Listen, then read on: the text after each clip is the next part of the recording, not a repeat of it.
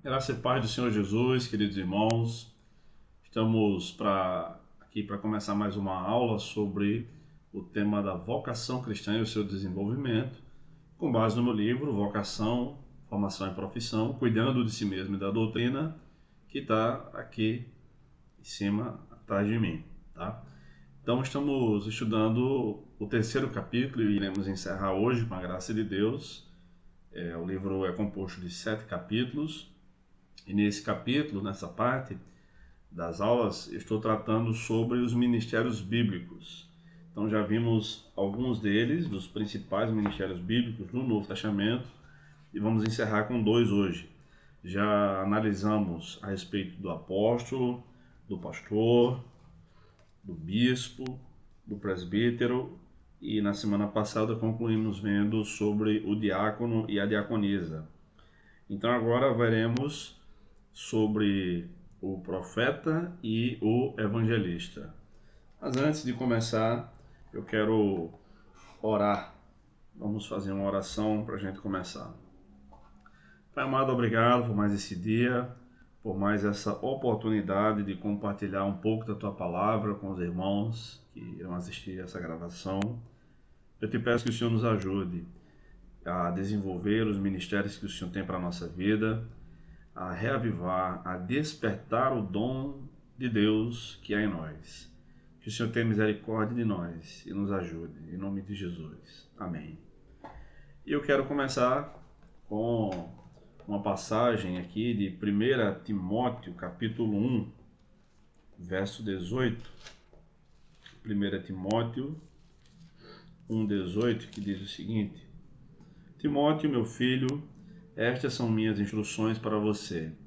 Com base nas palavras proféticas ditas tempos atrás a seu respeito, que elas o ajudem a lutar o bom combate.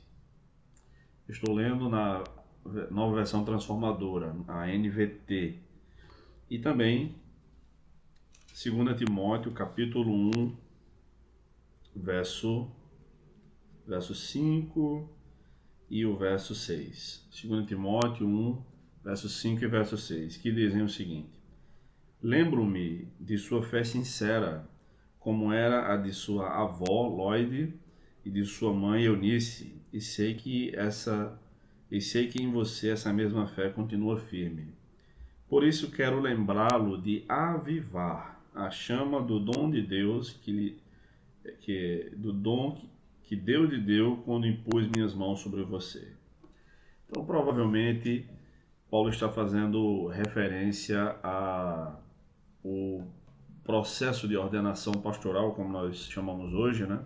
A cerimônia de ordenação pastoral, porque em outro lugar na carta também, na segunda carta a Timóteo, ele diz que ele recebeu alguns dons quando os presbíteros lhes impuseram as mãos. Provavelmente os presbíteros, então, da região impuseram as mãos sobre Timóteo para ordená-lo, e Paulo foi quem orou, fez essa oração para que os irmãos ouvissem e concordassem, dizendo amém.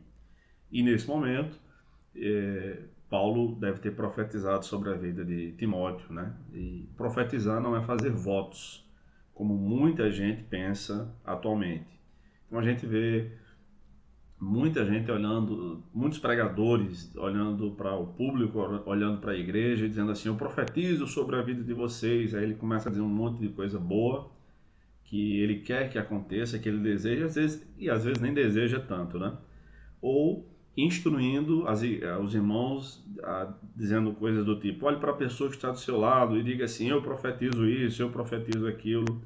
Então, na verdade, a questão da profecia já é uma questão bem complexa nas escrituras, e no nosso tempo está ainda cada vez mais complexo por causa de atitudes irresponsáveis como essas. E eu já vou explicar por que são atitudes irresponsáveis. Porque profetizar, por assim dizer, é dizer o que Deus mandou falar. Lembram daquela brincadeira que a gente fazia quando era criança? Seu rei mandou dizer? Que aí as crianças estavam brincando, elegiam um rei, e o rei mandava que as outras crianças fossem até algum lugar, fossem até outra pessoa ali próxima, né? E dissessem um recado, desse algum recado.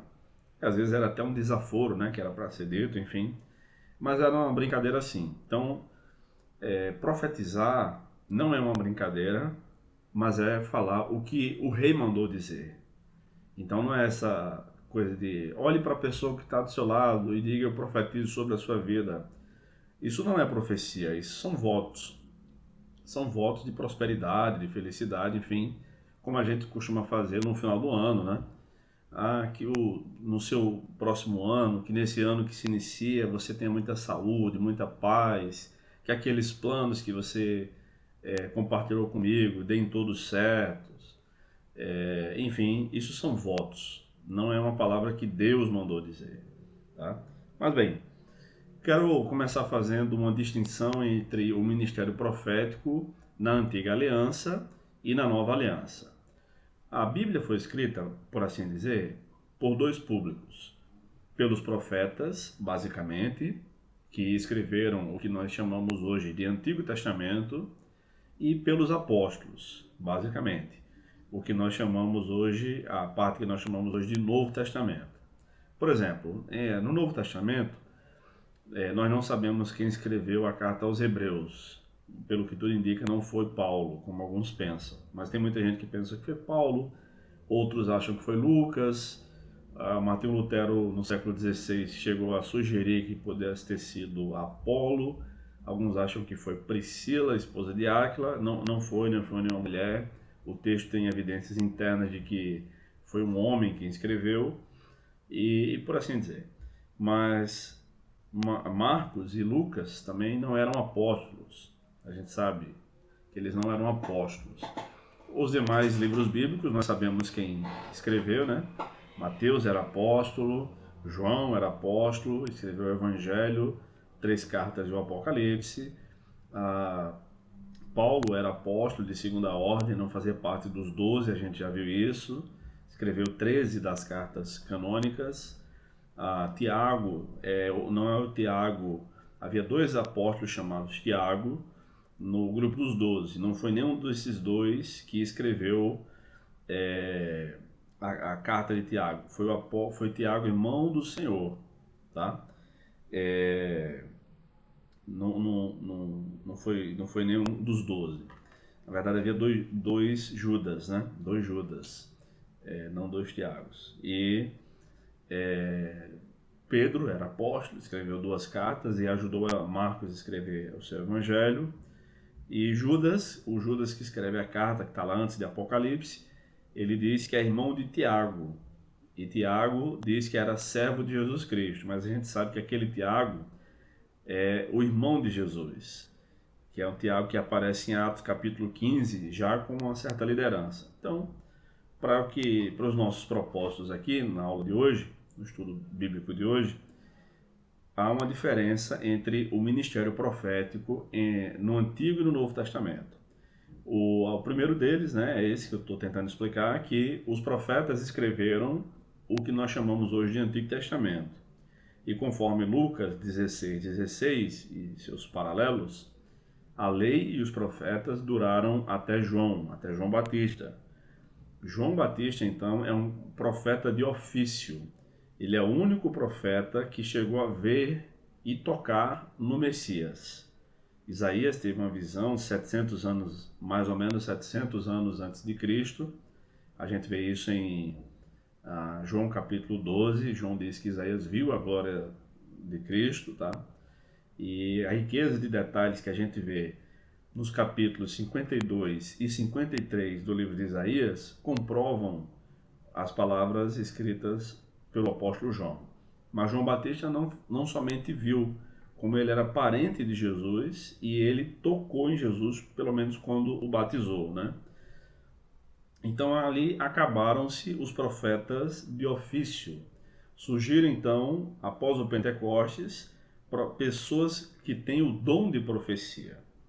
Então, Dr. Donald Turner, um teólogo experiente, já falecido, fala de alguns dos títulos dos profetas na Antiga Aliança. Eles são chamados de homens de Deus, servo do Senhor, mensageiro do Senhor, intérprete, atalaia, homem de espírito ou homem inspirado, em Oséias 9:7, em Miqueias 3:8, vidente, 1 Samuel 9:9 a 19.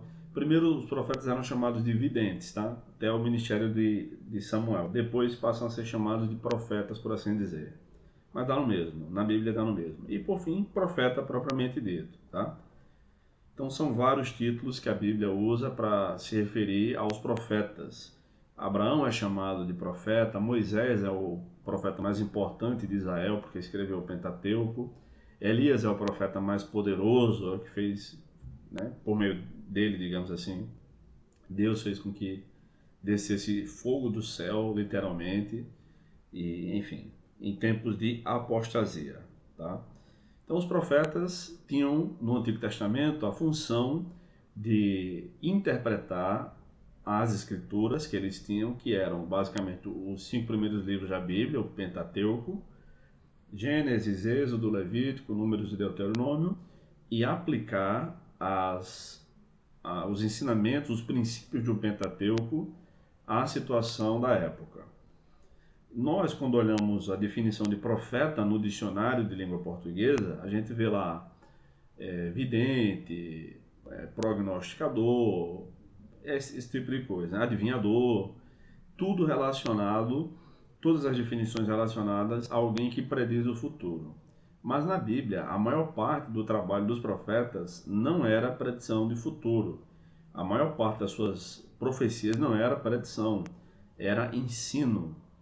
Tá? Então a gente vê constantemente, vê sim, muita predição no Antigo Testamento, mas vê sobretudo os profetas aplicando o Pentateuco, né, o que eles tinham de Bíblia na época, às circunstâncias que eles estavam vivenciando. É basicamente o que os pregadores costumam fazer hoje, né? Tem que ler as escrituras, literalmente, e ler os tempos, figurativamente, obviamente, né? Para saber aplicar os princípios corretos, diagnosticar o problema e achar a solução nas escrituras e aplicar aquela dose da palavra de Deus ao problema que nós vivenciamos. Então, esse era a maior parte do ministério dos profetas. Eles também acompanhavam reis, os reis eram os que temiam a Deus, sempre tinham um profeta por perto para consultar o Senhor, enfim, para ter uma palavra da parte de Deus, uma orientação quanto a isso. A profecia, no entanto, na Nova Aliança muda. Após o Pentecostes, nenhuma profecia é tida como alguém ensinando uma passagem bíblica. Todas as profecias que nós vemos do Pentecostes para frente, de Atos capítulo 2 para frente, é alguém predizendo o futuro, tá? Então a gente vê, por exemplo, em Atos capítulo 13, do verso 1 ao verso 3, que havia na igreja de Antioquia profetas e mestres, e o texto cita 5 pessoas, 5 homens que eram tanto profetas quanto mestres: Barnabé, Simeão, Lúcio, Manaém e Saulo. Eles estavam reunidos em oração, em jejum, né? Estavam cultuando ao Senhor, e o Espírito Santo disse: separai-me Barnabé e Saulo para a obra que os tenho chamado. Ora, o fato de Lucas ter registrado assim, que havia na igreja de Antioquia da Síria, profetas e mestres, e cita esses 5 homens, quer dizer que eles 5 eram tanto profetas como mestres, tá? E como é que o Espírito Santo falou naquele momento? Provavelmente não foi com a voz vinda do céu, tá? Quem faz isso é Deus Pai nas Escrituras, e poucas vezes. Não vem uma voz do Espírito Santo falando do céu. Então, aquela voz, aquela ordem do Espírito Santo veio por daqueles 5 profetas. Não deve ter vindo por meio de Barnabé nem por meio de Saulo, né? Já que eles eram o alvo da profecia, mas por meio de Manaém, Lúcio, Manabé, ou de Simeão, né? Simeão, Lúcio ou Manaém. Um desses três deve ter profetizado ali.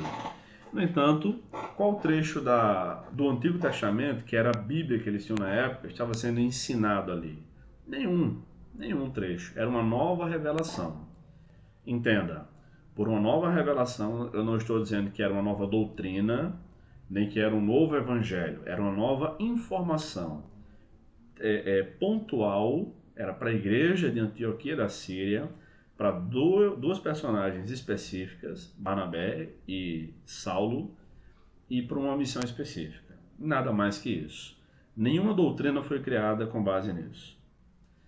Aquela mesma igreja, Antioquia da Síria, recebeu no capítulo 11, está registrado isso, 11 de Atos, um profeta chamado Ágabo. Ele predisse que nos tempos de Cláudio haveria uma grande fome. O que foi que a igreja fez?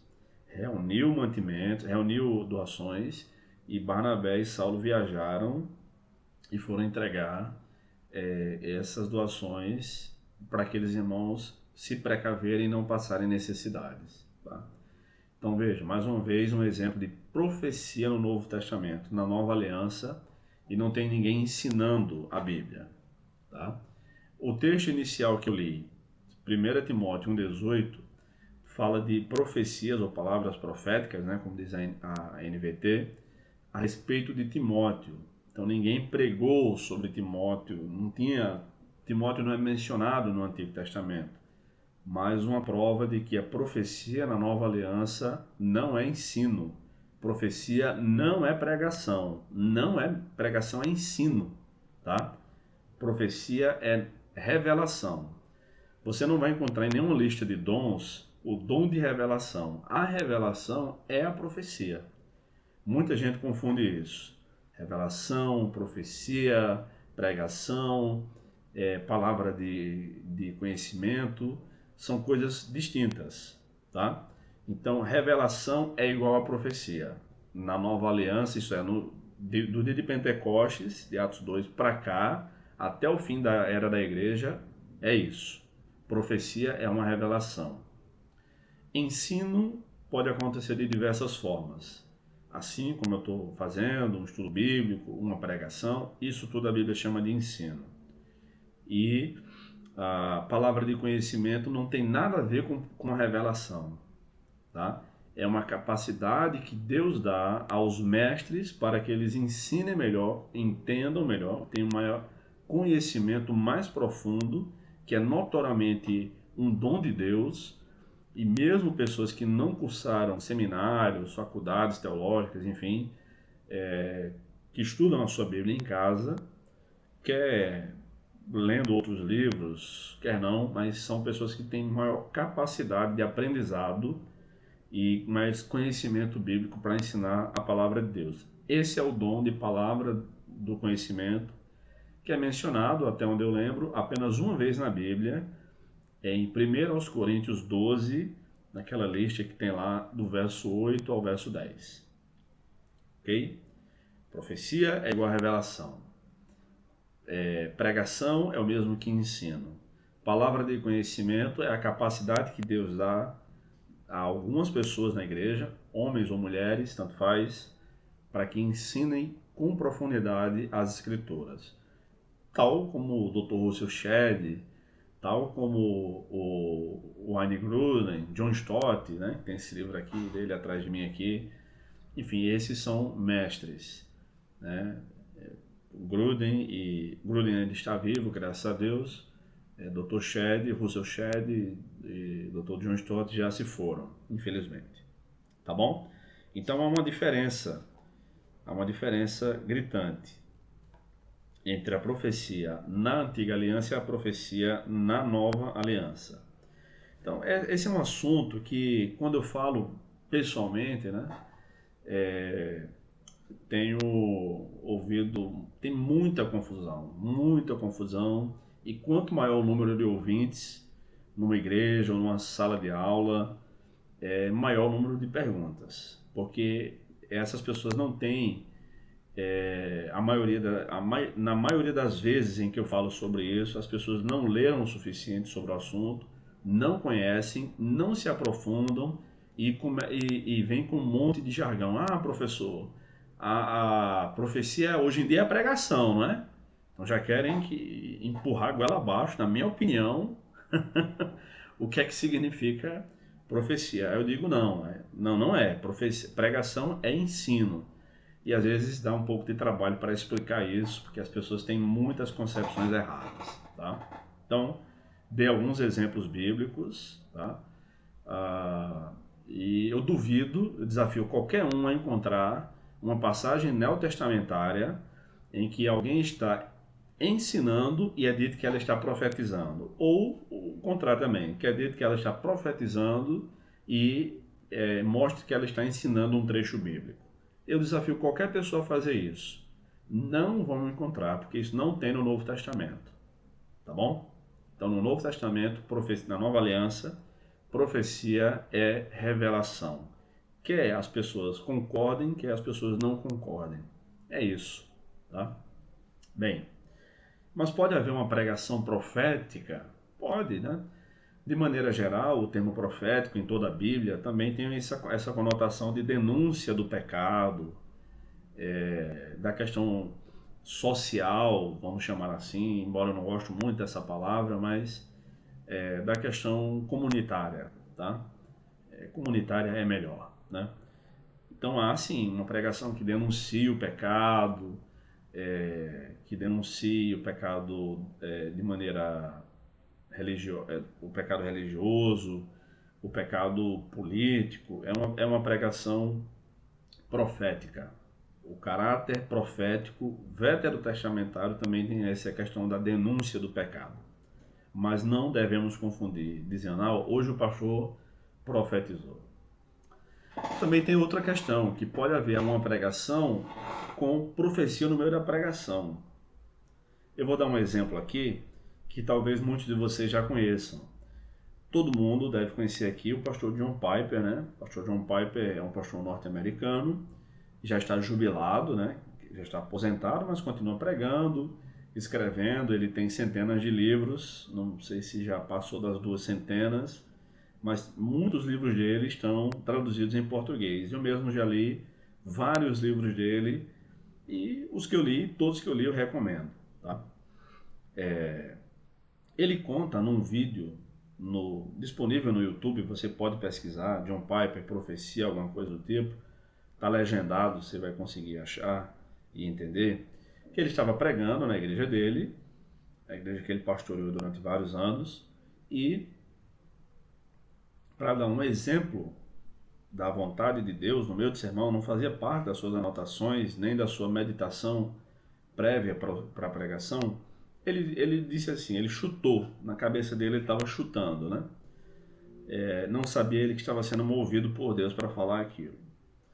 E ele disse, talvez você trabalhe no andar X do prédio tal. Eu não lembro o nome do prédio, muito menos o andar. E esteja pensando, será que é da vontade de Deus abrir um grupo de estudo bíblico e oração no intervalo do almoço, lá no meu trabalho, iniciar um grupo de estudo bíblico e oração? Ele disse, é a vontade de Deus, sim, tal, tal, e seguiu para o seu sermão, tá? Então, na mente dele, aquilo foi só um exemplo. Após o término do culto, uma irmã que estava presente foi até ele, pediu para conversar com ele, e disse, pastor, eu trabalho no prédio tal, no andar X. E eu vim para a igreja hoje orando, perguntando a Deus se era a vontade dele que eu começasse um trabalho de oração e estudo bíblico nos intervalos do almoço lá no meu trabalho. E no meio do sermão o Senhor disse aquilo. Então, ele profetizou sem saber, como Caifás profetizou sem saber também. O Evangelho de João diz isso, né? Então pode haver uma profecia no meio de uma pregação, no meio de uma aula. Isso já aconteceu comigo também, de alguns irmãos após o término do dia. Isso aconteceu várias vezes, graças a Deus. Falar comigo após o término da aula, às vezes tempos depois, lembra quando o senhor estava dando aquela aula, professor tal, tal? Lembro, né? Geralmente eu lembro vagamente, né? a não ser que aconteça alguma coisa muito marcante, já que é algo rotineiro para mim dar aula. Então, disse, então, o senhor falou isso, falou aquilo outro, lembra? Aí, geralmente eu não lembro, né? Eu disse, não, mas se o irmão está dizendo, se a irmã está dizendo, né? Eu acredito. Então, eu vinha pedindo uma resposta a Deus exatamente sobre aquilo e tal, e no meio da aula o senhor falou aquilo. Então pode acontecer até de a gente profetizar sem saber. Último aspecto da profecia que eu queria abordar na aula de hoje, para a gente passar para o dom do evangelista, é sobre o texto de Ezequiel capítulo 37, os primeiros 14 versículos ali.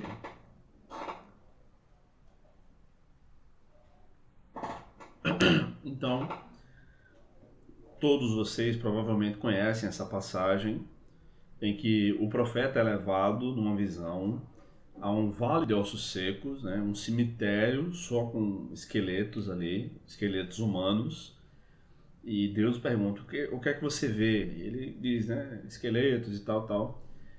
Você acha que isso pode voltar a ter vida? Deus pergunta para ele, tu sabes, Senhor. E Deus fala para ele, profetiza ao filho do homem sobre o vale de ossos secos. E o profeta Ezequiel profetiza, né? E começa a criar carne, nervos, e a carne começa a revestir aqueles esqueletos, de modo que eles vão se transformando em seres humanos, por assim dizer, tá? E Deus diz, isso representa Israel. Provavelmente essa profecia teve seu cumprimento, né, em 13 de maio de 1948, quando Israel voltou a ser nação depois de quase 2000 anos sem ser mais nação, né? E foi decretado pela ONU, reconhecido como uma nação, tinha direito a uma parte da terra do que muitos chamam de Palestina. E eu não gosto de chamar aquela terra de Palestina, porque Deus não chama aquela terra de Palestina. Deus chama aquela terra na Bíblia de Israel. Israel, Palestina é o nome que os inimigos de Deus deram para aquela terra. Mas tudo bem, tá? Então, provavelmente, o cumprimento daquela profecia de Ezequiel foi em 1948. Então, o que é que muita gente faz? Faz uma aplicação errada daquela passagem.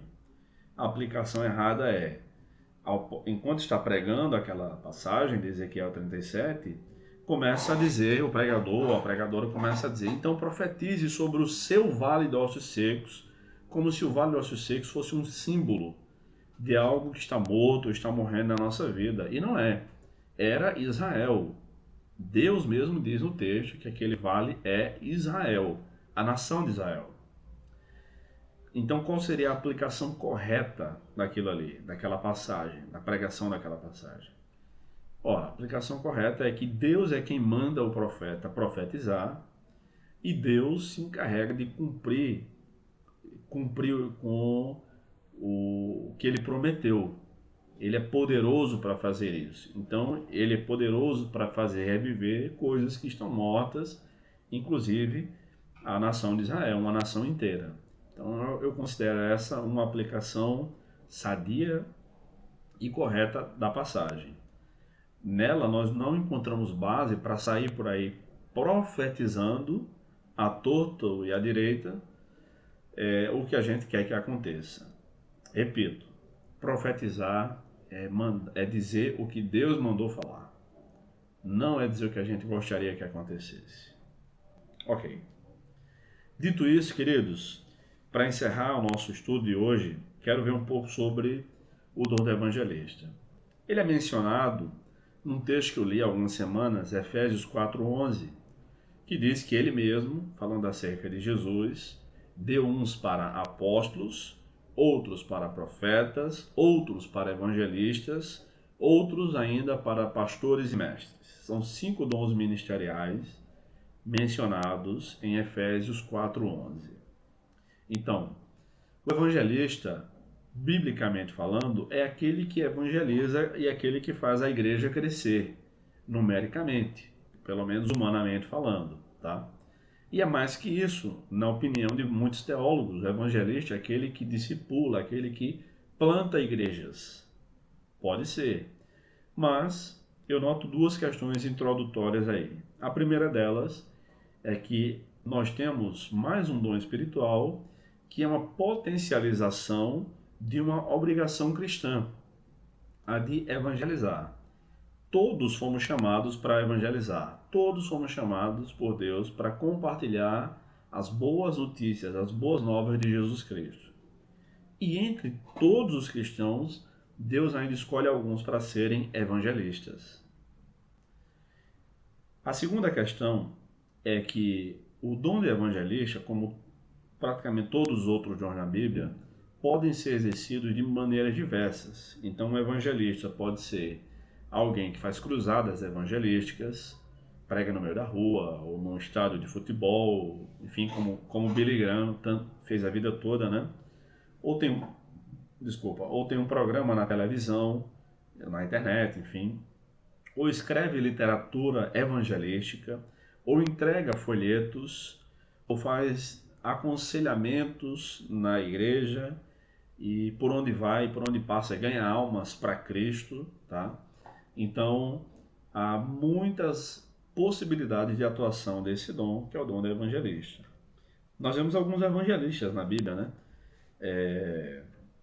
Paulo disse para Timóteo, em 2 Timóteo 4:5, tu, porém, sê equilibrado em tudo, sofre as aflições, faze a obra de um evangelista e cumpre teu ministério.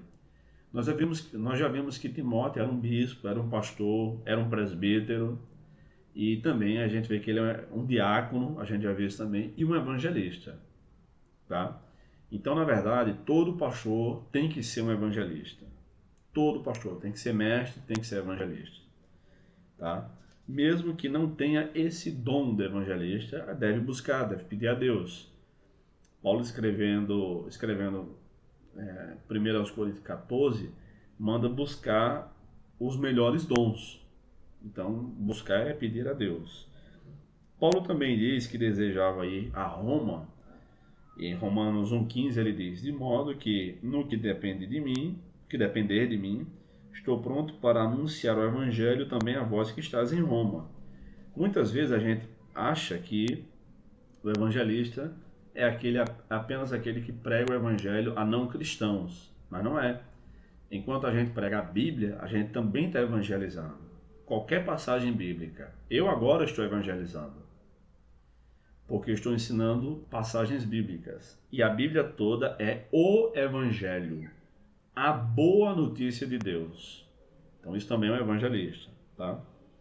E há aqueles que se destacam, né, como Moody, D.L. Moody, sobre o qual Russell Shedd escreveu o seguinte, sobre seu trabalho no século XIX. D.L. Moody não fez nenhum curso de universidade ou seminário. Não falava inglês gramaticalmente correto. Mas isso não impediu que suas mensagens para centenas de milhares de pessoas transmitissem o poder de Deus. Falando na Universidade de Cambridge, um aluno comentou sobre seus erros de gramática. Admitiu que não falava corretamente, mas perguntou ao estudante quantas pessoas tinha ganhado para Cristo com seu inglês polido. O crítico se retirou em silêncio. Então a gente vive numa cultura de culto aos diplomas, né? Sobretudo aqui no Brasil, a gente gosta muito de exibir diplomas. Qual é a titulação, estudou em qual seminário, fez qual faculdade, como se Deus dependesse disso ou precisasse disso para salvar almas. Não, Deus não depende de ninguém, mas Deus espera que nos empenhemos no estudo da sua palavra, na oração e na pregação, para que pessoas sejam alcançadas. Um evangelista de destaque na Bíblia, outro evangelista, além de Timóteo, Paulo, é Filipe, né? Que exerceu seu ministério em Samaria, plantando uma igreja, mas parece que ele não ficou muito tempo naquela igreja como um pastor fixo. Aliás, há exemplos na Bíblia de pastorados que duraram muito pouco, né? Paulo passou 3 anos em Éfeso, 1 ano e meio em Corinto, 3 sábados em Tessalônica, e João passou décadas na igreja em Éfeso, tá? Muito bem. Após o seu tempo ter terminado lá em Samaria, Deus foi conduzindo Filipe para pregar o evangelho a um camarada que estava de viagem numa carruagem, né? Estava lendo um trecho do profeta Isaías, o eunuco da Etiópia. Provavelmente foi assim que o evangelho chegou à Etiópia, e nos primeiros séculos da era cristã houve muitas conversões. Sabá, a rainha de Sabá, que foi 950 anos antes de Cristo, mais ou menos 1000 anos antes de Filipe pregar para aquele eunuco etíope, era da mesma região. Então Sabá é a Etiópia, tá? E ele já tinha um interesse no Deus de Israel. Esse camarada estava lendo enquanto viajava, o que é um ótimo hábito, né? Um hábito, inclusive, que eu gosto de fazer, mas geralmente tenho viajado de carro e dirigindo, o que impossibilita. Mas é interessante. Por último, eu gostaria de lembrar que o ministério de alguém, ou o dom de alguém, é confirmado pelo seu ministério. Eu lembro de ter conversado com um amigo que cursou seminário comigo, e hoje é um pastor em outra denominação, ainda hoje somos amigos, ele é gente finíssima, e a gente estava conversando justamente sobre o dom de evangelista. Ele disse, cara, eu não tenho esse dom, dificilmente alguém se converte com a minha pregação, e é interessante esses mistérios de Deus, tá? Então, às vezes alguém prega uma mensagem muito mais simples, ou simplesmente faz o convite para a pessoa receber Cristo, a pessoa recebe, né? Parece que essas pessoas é que têm o dom de evangelista. E ele disse, eu entendo assim também, basicamente assim. E ele falou, olha, tem um pastor na minha denominação, que eu prefiro não dizer qual que ele é um grande evangelista. Durante o ano todo, pessoas são alcançadas por meio da pregação dele. No último ano, ele passou em disciplina. Ele cometeu alguns pecados, ou um pecado só, não lembro, e foi disciplinado pela igreja dele. Era uma disciplina justa. Mesmo em disciplina, ele continuou evangelizando. E naquele ano, mais de 200 pessoas foram salvas. Mais de 200 pessoas foram alcançadas pelo evangelho. Eu disse, esse cara tem o dom do evangelismo. Recentemente eu soube de um pastor que faz mais de 200, em média mais de 200 cerimônias fúnebres por ano. Tendo em vista que um ano tem 52 semanas, ele faz em média 4 cerimônias fúnebres por semana, né? Então é alguém que é acostumado a pregar em velórios, é um pastor, tá? E as pessoas geralmente se convertem com a pregação dele nesses velórios. Então são chamados diversos, mas o Deus é o mesmo e é um ministério dado por Deus especificamente para uma coisa ou para outra. O importante é que a palavra de Deus seja ensinada. Meus queridos, assim encerramos o conteúdo do 3º capítulo e a partir da próxima semana, querendo Deus, nós vamos estudar sobre salário pastoral e dinheiro no ministério. Tem muitas questões interessantes que a gente vai ver sobre isso. Que Deus nos abençoe. Se essa aula te abençoou, compartilhe ela com alguém. Deus abençoe vocês e até mais.